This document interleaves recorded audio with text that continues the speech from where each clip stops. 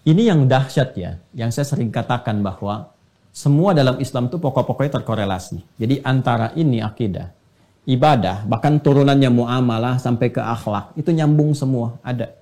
Jadi kalau kita bicara ke manfaat, kalau ini kan mengonfirmasi yang ke sini, ke akidah, yang tadi itu. Kalau kita bicara manfaat, berarti aspeknya ke muamalah tuh. Ya, khususnya terkait dengan lingkungan. Karena ibadah sendiri adalah praktek muamalah kita dengan Allah, pembuktian kebertuhanan kita kepada Allah. Kalau sudah bicara ke sini, umumnya kan arahnya ke sini nih. Ya, dampak kepada kehidupan kita dalam berinteraksi dengan lingkungan, dengan manusia, dengan kehidupan dan sebagainya.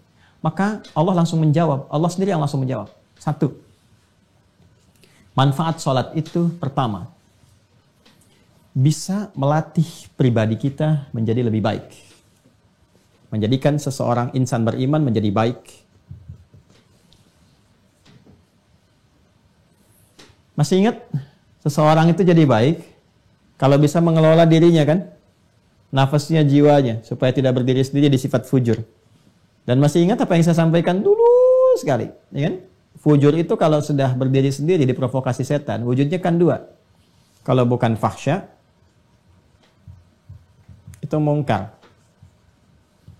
Fahsya keburukan yang bersumber dari syahwat, pornografi, porno aksi, LGBT, ya, dan turunan-turunannya, kata-kata jorok, kotor, itu fahsya.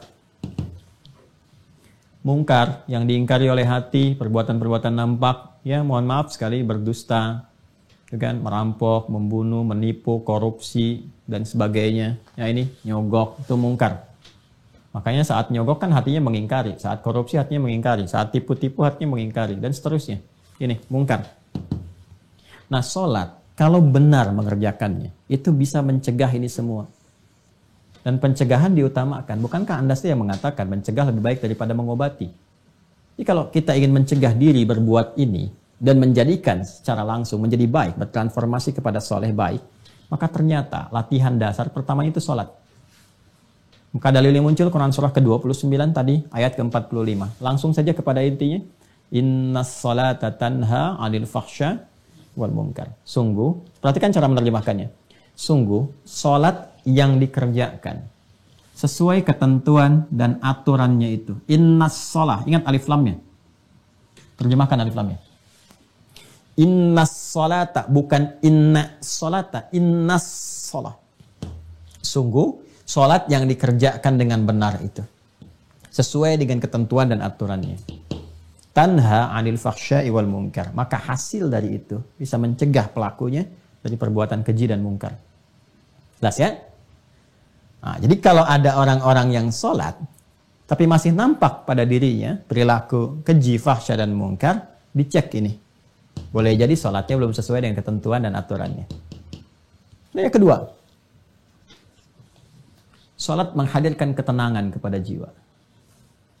Lebih tenang. Orang sholat itu tenang bawaan jiwanya. Dan jiwa yang tenang melahirkan pikiran yang cemerlang. Jiwa yang tenang melahirkan perilaku yang menawan. Jiwa yang tenang melahirkan segala ide-ide yang penuh dengan kebaikan dan kemuliaan.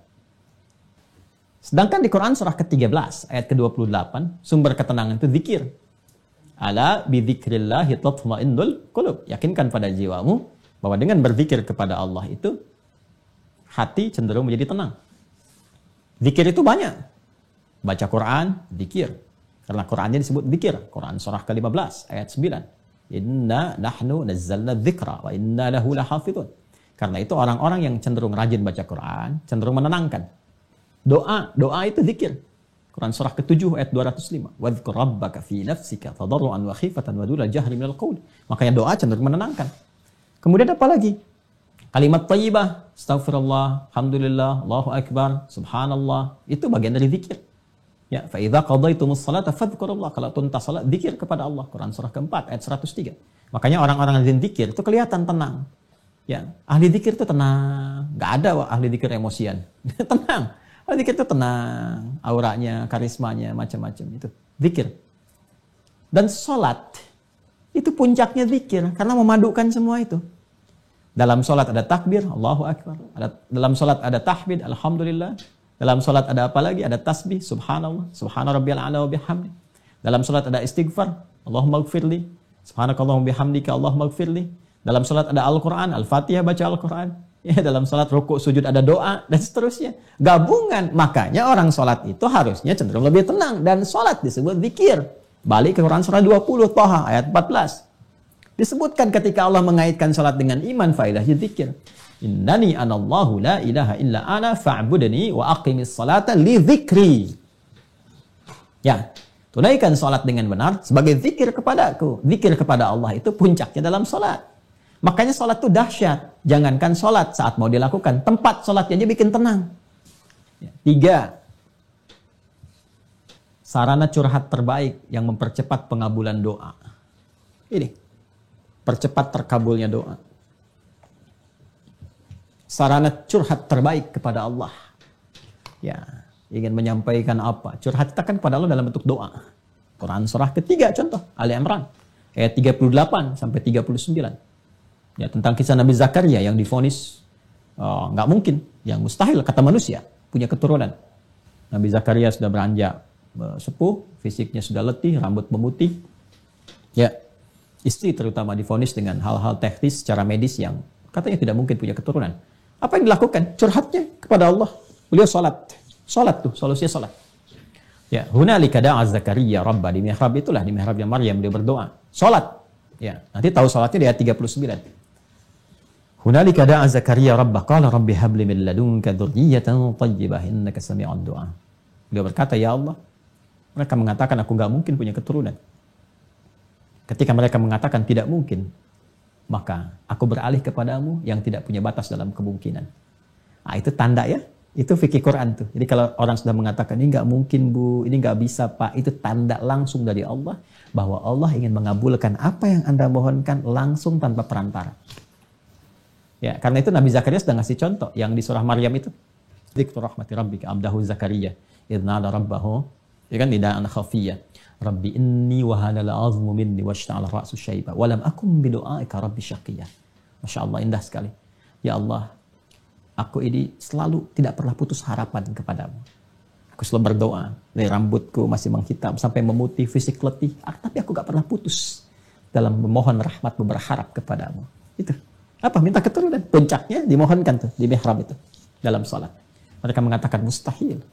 Dan inilah ya tanda pertamanya. Maka aku memohon kepadamu ya Allah yang tidak pernah punya batas dalam pemberian. Anugerahkan kepadaku dari sisimu saja. Karena orang mengatakan gak mungkin, aku minta darimu saja.